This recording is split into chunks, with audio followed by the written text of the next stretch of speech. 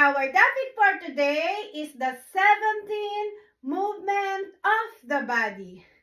By knowing the movement of the body and the action of the muscle, your stretch will be very beneficial to you and your client.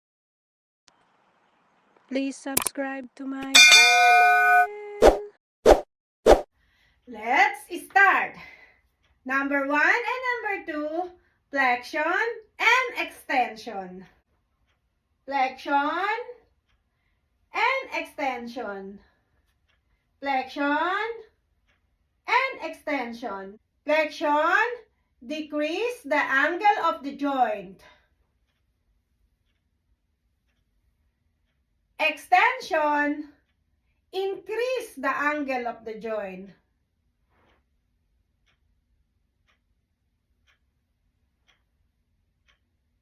Flexion on the hips. Extension of the hips. Flexion on the knee. Extension on the knee. Flexion. Extension. 3 and 4. Adduction and abduction. Adduction is the movement of the body that the limb is towards the midline. Adduction and abduction. Adduction and abduction. Abduction is the movement of the limb away to the midline. Abduction, adduction, abduction, adduction. The number 5 is circumduction. Circumduction.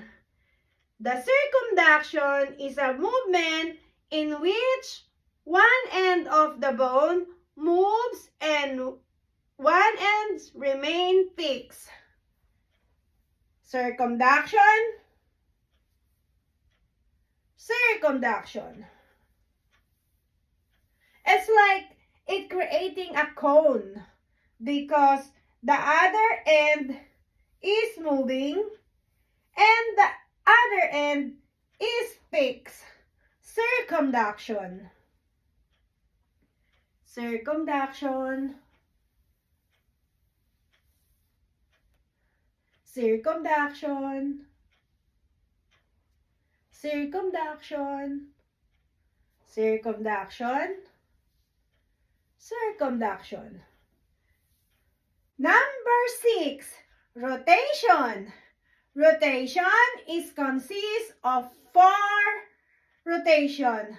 The lateral rotation, medial rotation, upward rotation, and downward rotation. In lateral rotation, the movement in the surface is away from the midline. So lateral rotation is away from the midline. While the medial rotation is towards the midline. Towards the midline. Lateral rotation and medial rotation. And the other one is upward rotation and downward rotation. Upward rotation, the movement of the scapula is raised above like 90 degree. While the downward rotation return down. Upward rotation, downward rotation. Upward rotation, downward rotation. Upward rotation, downward rotation. 7 and 8. 7 for elevation and 8 for the depression. Elevation means to the higher position. Depression means to the lower position. Elevation, depression. This one, elevation, depression. Number 9 and 10, protraction and retraction.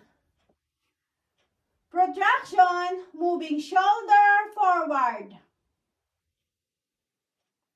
Retraction, moving shoulder full back. Protraction, moving forward. Retraction, full back, shoulder. Number 11 and 12, supine and fron. Supine means palm face up and fron, palm face down.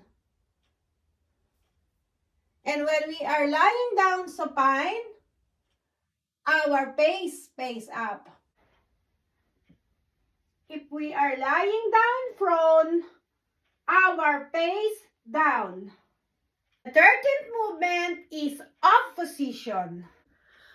Opposition is the thumb movement that brings the tips of the thumb contact with the tip of the fingers. This movement produced at the first carpo-metacarpal joint. Opposition. Tip of the thumb is in contact in the other tip of the fingers. Opposition. 14 and 15. 14 is dorsiflexion. 15 is plantarflexion.